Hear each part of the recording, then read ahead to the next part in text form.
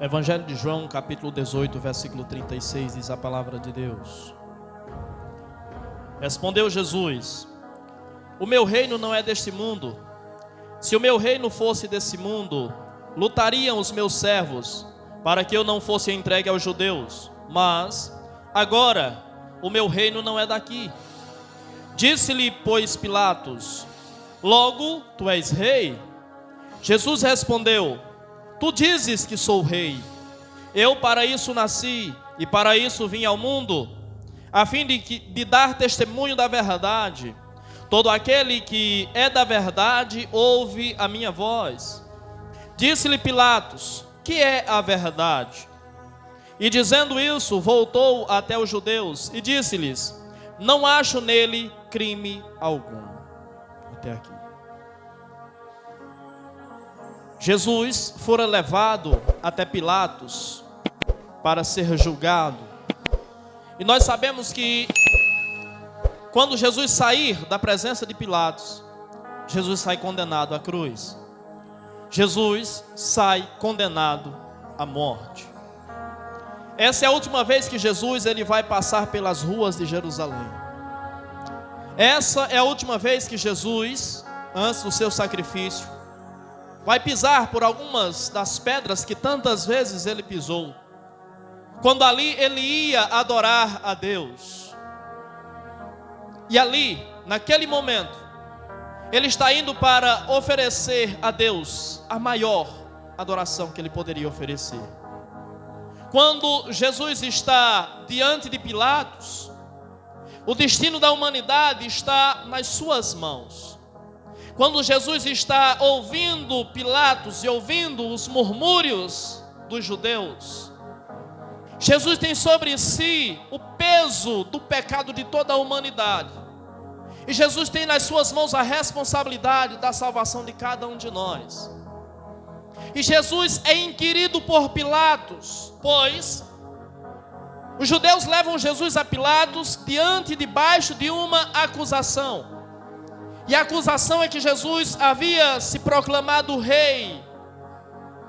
E eles acusam Jesus diante de Pilatos, e Pilatos lhe indaga sobre isso.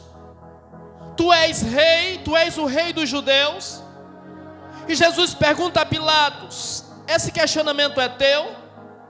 Essa dúvida é tua?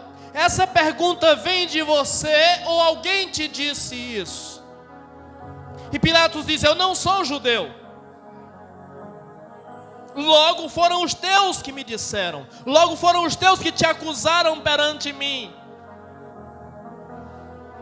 Diante do questionamento de Pilatos, Jesus se posiciona como aquele que veio não para reinar nesse mundo, mas como aquele que veio para fundamentar o reino de Deus, não só nesse mundo, mas em todo o universo. Jesus disse: tu diz que eu sou o rei. Eu para isso nasci. Para isso eu vim ao mundo. Para que eu proclame a verdade, para que aqueles que são meus ouçam a respeito da verdade. Todo aquele que pertence a Jesus ama a verdade. Todo aquele que obedece a Jesus pratica a verdade. Todo aquele que é discípulo de Jesus vive a verdade. E diante dessa afirmativa de Jesus, Pilatos levanta um outro questionamento a Jesus. E o questionamento de Pilatos é: o que é a verdade? Porque quando se fala sobre a verdade, esse questionamento de Pilatos é extremamente pertinente, pois essa indagação ecoa no coração de todos os homens, por todos os séculos. Desde que o homem perdeu-se na mentira do diabo, o homem tem caminhado à busca, à procura da verdade. E na busca, na procura da verdade, o homem muitas vezes se depara com a mentira. O homem muitas vezes se depara com o erro. O homem muitas vezes se depara com o engano.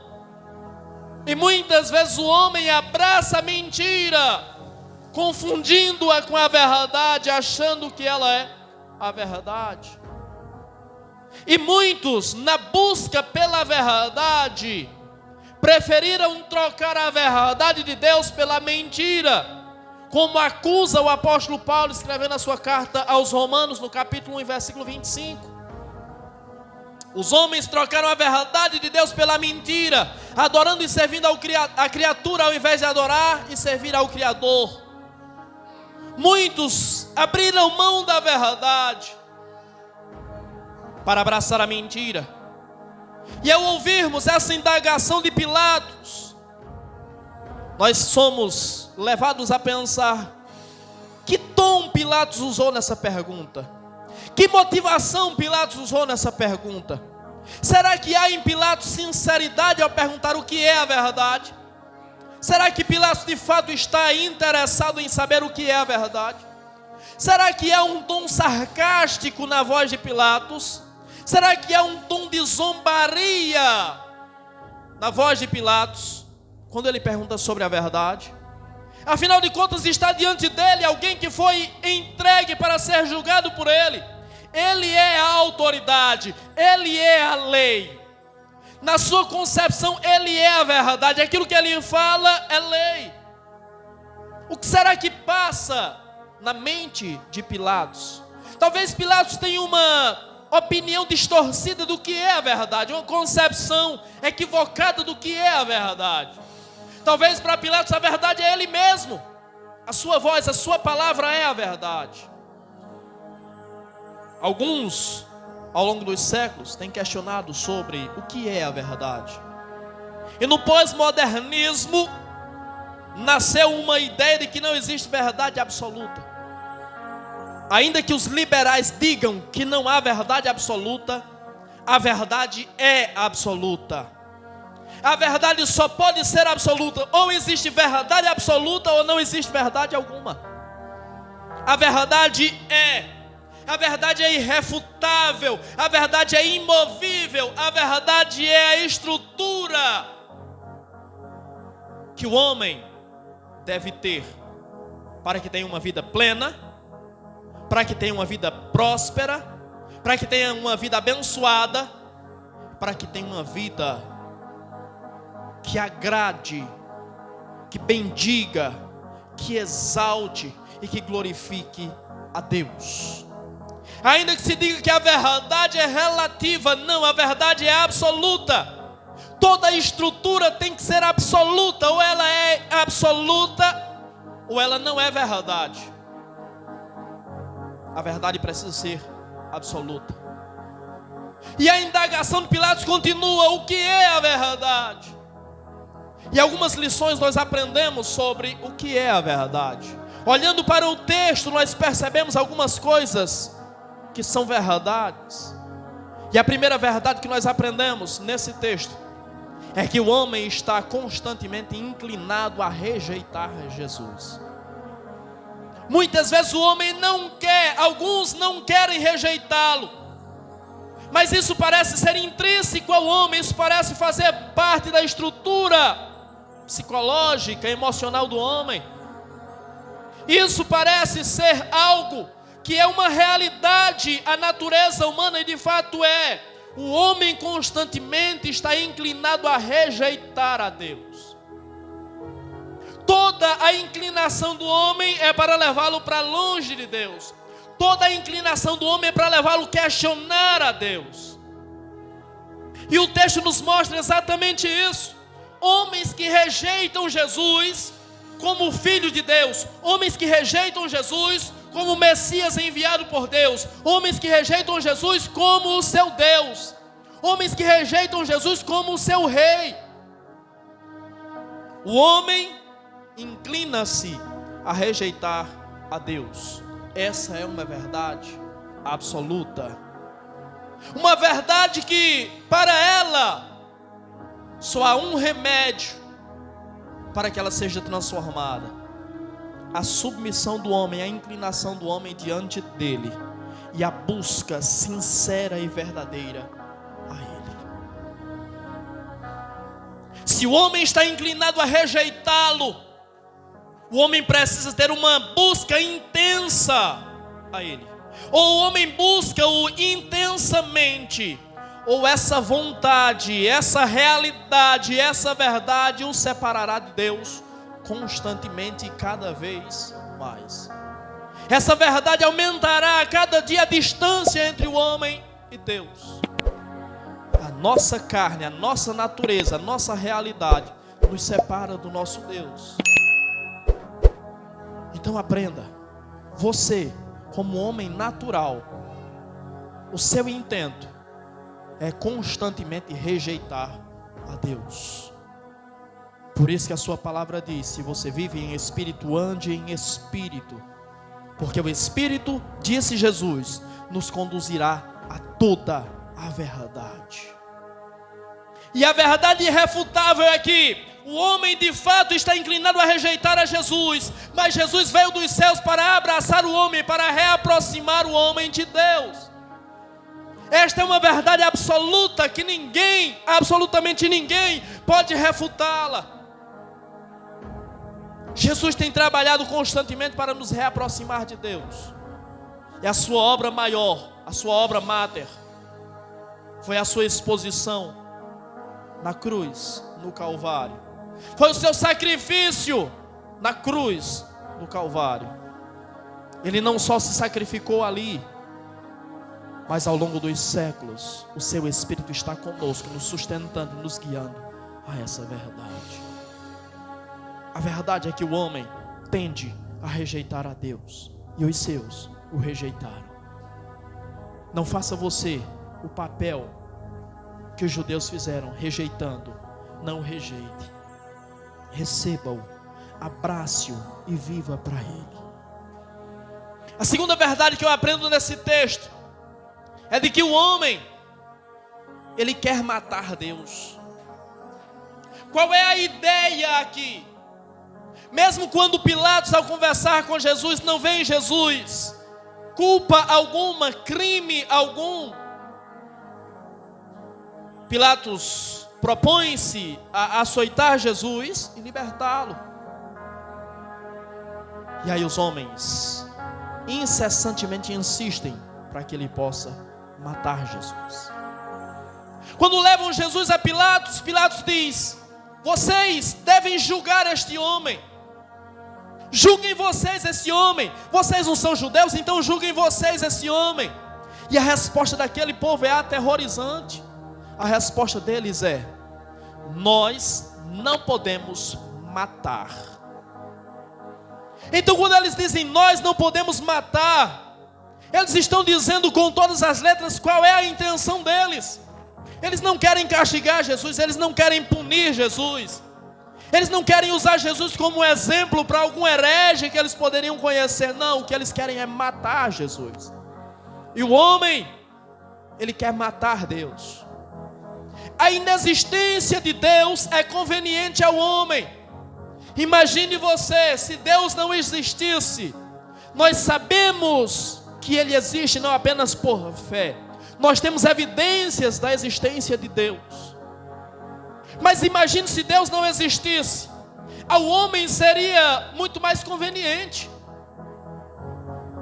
A não existência de Deus é conveniente ao homem. Por quê? Porque a existência de Deus obriga o homem a pensar e a viver para um futuro que na mente de muitos é incerto. A existência de Deus obriga o homem a viver preparando-se para uma eternidade.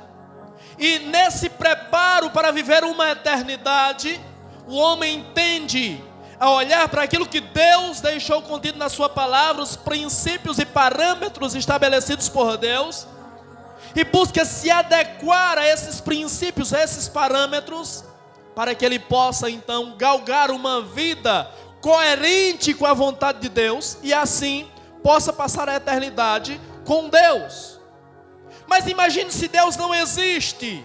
Se Deus não existe, então está tudo certo. Se Deus não existe, eu não tenho que me preocupar se eu faço mal para alguém. Se Deus não existe, eu não preciso me preocupar se eu minto para alguém. Se Deus não existe, eu não preciso me preocupar se eu tiro a vida de alguém. Se Deus não existe, não preciso me preocupar em roubar alguém. Se Deus não existe, então eu não preciso me preocupar com absolutamente nada, porque a vida resume-se apenas a essa estadia biológica do meu corpo. E quando o meu corpo perecer, simplesmente eu vou deixar de existir. É conveniente a inexistência de Deus. E por ser conveniente a inexistência de Deus, o homem tende a querer matar Deus. Existia um filósofo alemão chamado Friedrich Nietzsche. Friedrich Nietzsche viveu de 1844 até 1900. Um grande filósofo alemão. E esse homem foi o proponente da teoria da morte de Deus. Nietzsche disse: Deus não existe porque nós matamos Deus. Nietzsche foi um dos maiores nomes do ateísmo moderno. E até hoje muitos seguem a teoria de Nietzsche, a teoria da morte de Deus, da inexistência de Deus. E com a sua teoria, com a sua ideologia, Friedrich Nietzsche se tornou uma das referências para um homem chamado Adolf Hitler. Você sabe quem foi Adolf Hitler? O maior nome do século passado, o maior nome da Segunda Guerra Mundial, o homem que matou 6 milhões de judeus. Juntamente com os judeus, ele matou também negros, gays, totalizando um número de pelo menos 11 milhões de pessoas. A ideia da inexistência de Deus torna o homem inconsequente.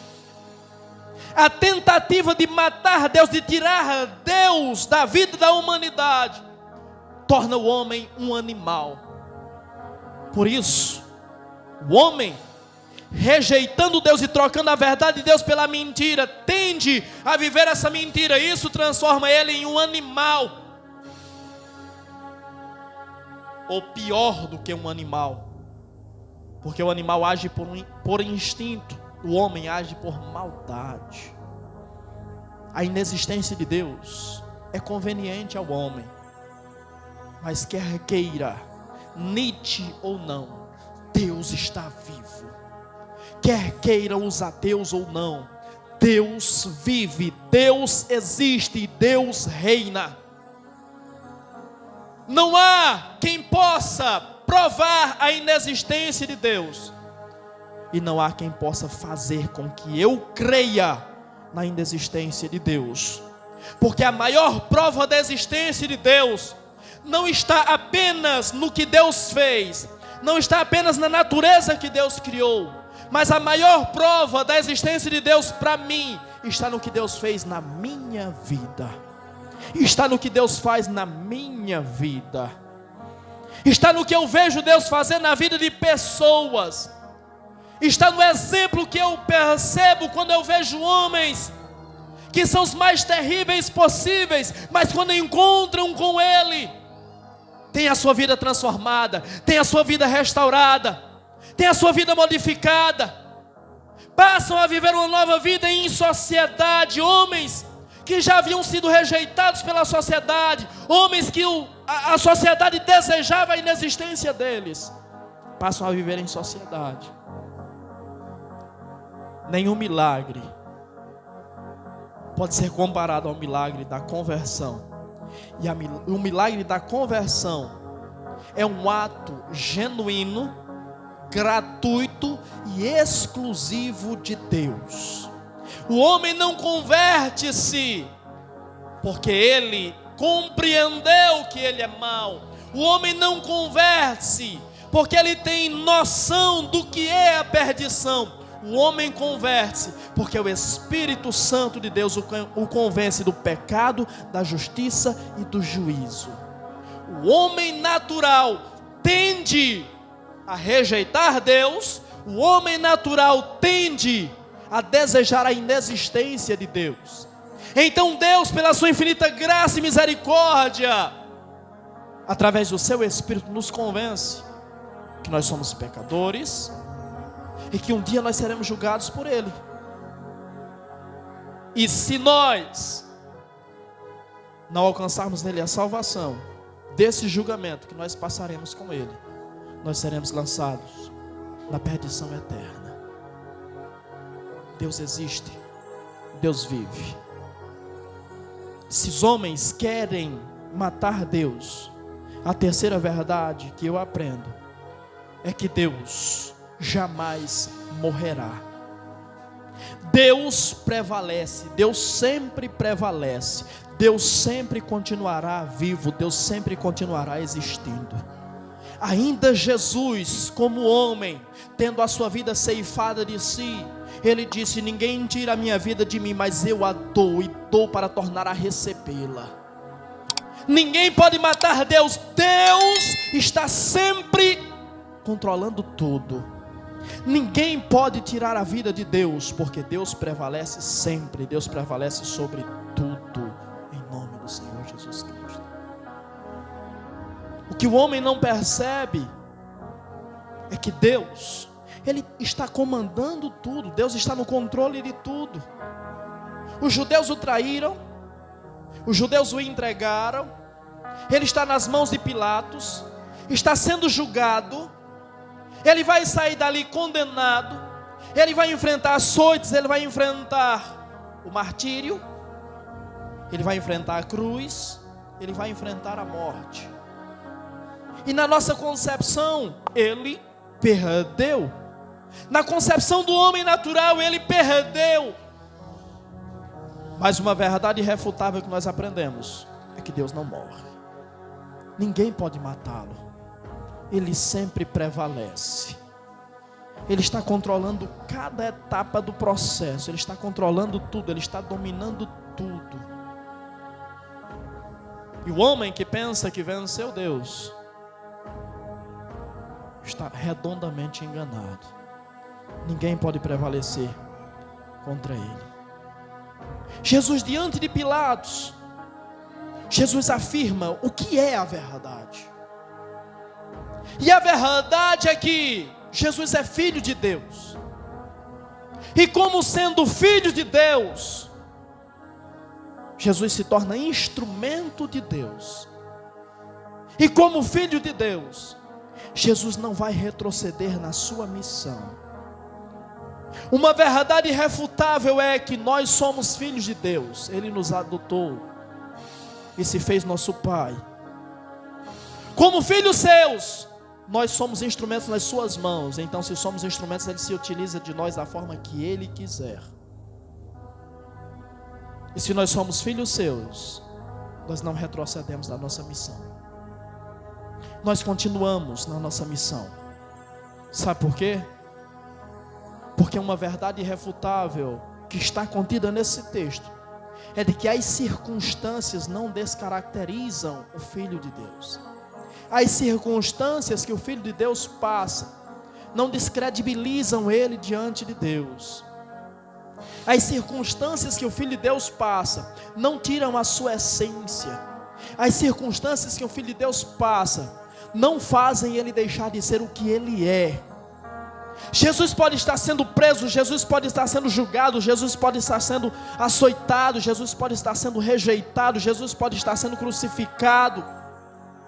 Mas nada disso foi suficiente para tirar a essência de Jesus e para fazer Jesus deixar de ser o que Ele é. E o que Ele é? Ele é filho de Deus. Se tu és filho de Deus, as circunstâncias não determinam o teu futuro. O teu futuro está bem definido diante de Deus. E o teu futuro foi definido por Ele. A única coisa que você tem que entender e que aprender é que Ele está no controle. Ele não perdeu você de vista. Ele continua te enxergando. E Ele continua cuidando de você.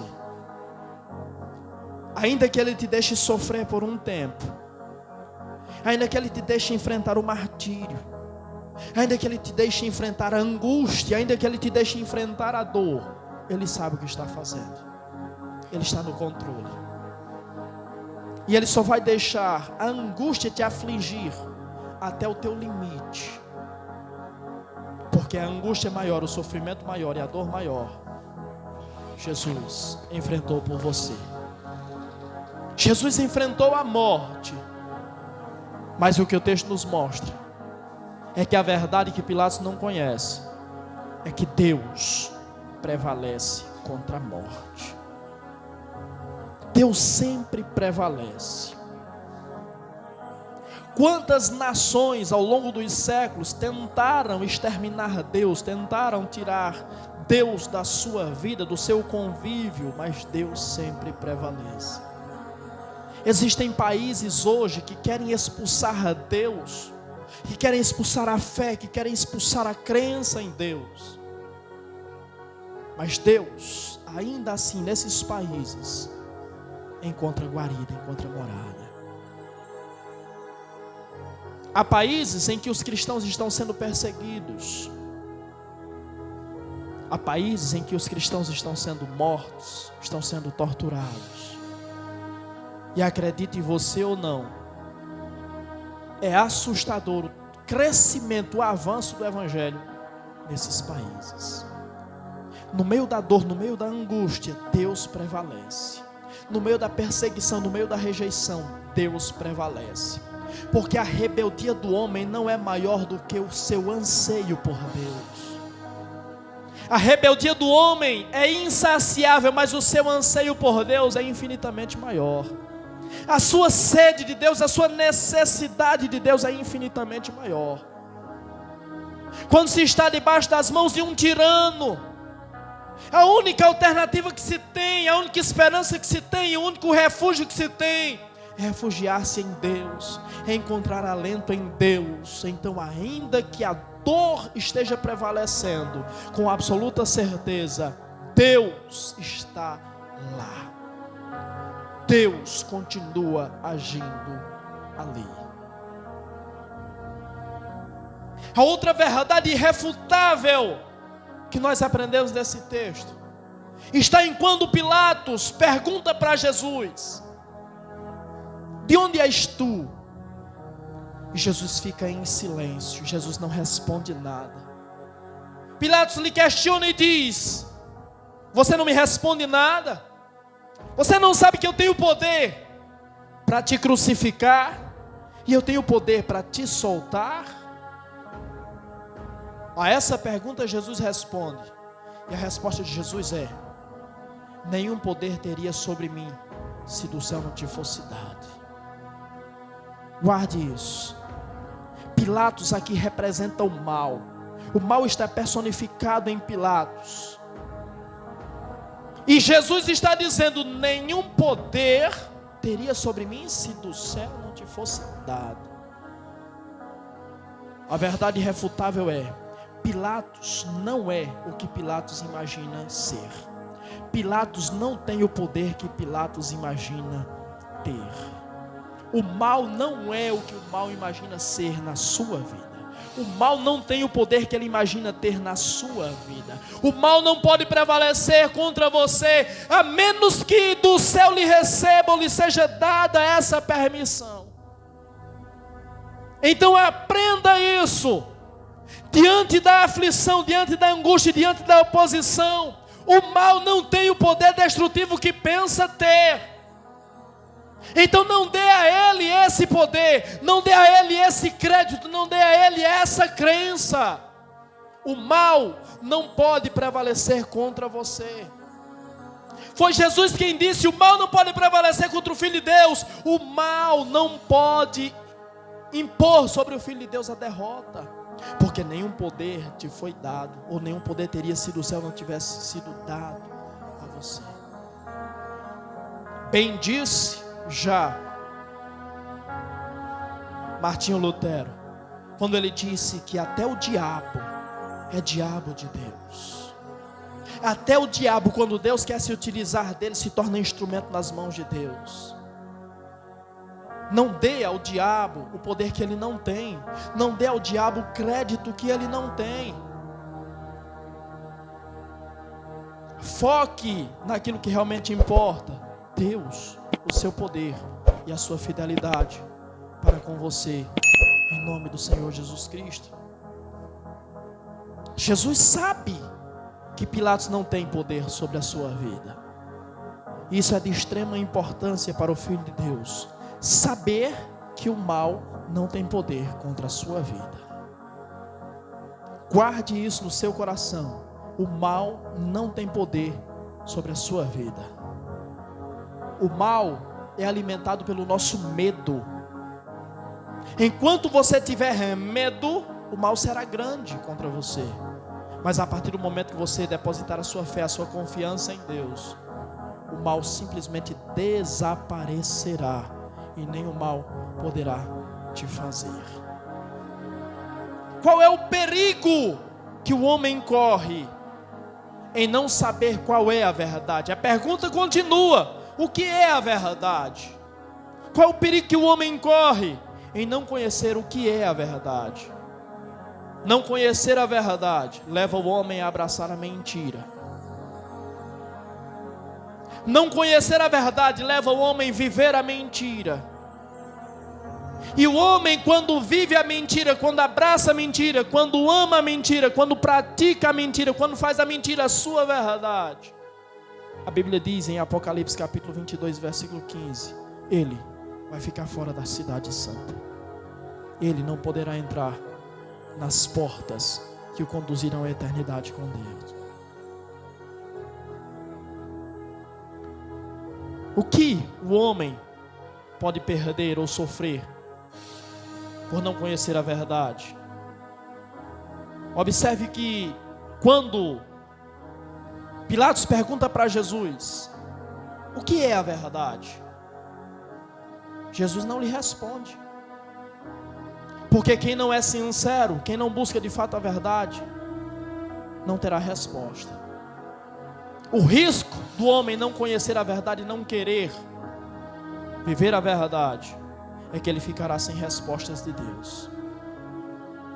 Nas suas angústias, nas suas indagações, ele não receberá respostas. O risco que o homem corre por não amar a verdade, não querer a verdade, não conhecer a verdade, é que a verdade é para quem é sincero. A verdade não é para curioso. Será que Pilatos está sendo sincero quando ele pergunta o que é a verdade? Será que nós estamos sendo sinceros na nossa busca pela verdade? Guarde isso. A verdade não é para curiosos ou para curiosos. A verdade é para sinceros. E alguns têm abraçado a verdade por curiosidade, para ver como é, para experimentar. E o resultado é que aqueles que querem experimentar simplesmente a verdade tendem, ao longo do tempo, ao longo do processo, naufragarem na fé, caírem na fé. Porque a verdade não é para curiosos. A verdade é para quem é sincero. O risco de quem não conhece a verdade, que não está à procura da verdade, é que infelizmente ele de fato não vai encontrar a verdade. E o fato de não encontrar a verdade o levará a viver escravizado, o levará a viver condenado, o levará a viver debaixo de jugo, e um jugo pesado, uma opressão pesada do inimigo. Mas a sua palavra nos diz qual é a verdade. E o que é a verdade? A única verdade que prevalece é Deus. Qual é a verdade? Jesus é a verdade. Qual é a verdade? A sua palavra é a verdade. Qual é a verdade? É que o conhecimento da verdade vai te libertar. Qual é a verdade? É que o Filho, que é a verdade, se Ele te libertar, verdadeiramente você será livre. Qual é a verdade? A verdade é a luz dos homens. E onde há verdade, a luz prevalece. Onde há verdade, reina a palavra de Deus, reina presença de Deus, reina a pessoa de Deus. Então viva, ame e pratique a verdade. A verdade que Pilatos não conhecia, mas você conhece. Está aqui, está diante dos seus olhos. E é essa verdade que tem que nortear a sua vida. O preço que Pilatos pagou por não conhecer a verdade foi não receber de Jesus resposta. E de que no processo da sua vida ele se perdeu. Esse foi o preço pago por Pilatos. Mas para você, Deus tem reservado um destino extremamente diferente. Para você, Deus tem reservado um destino de vida, de paz, de alegria e satisfação em Deus. Pela sua sinceridade em buscar a verdade.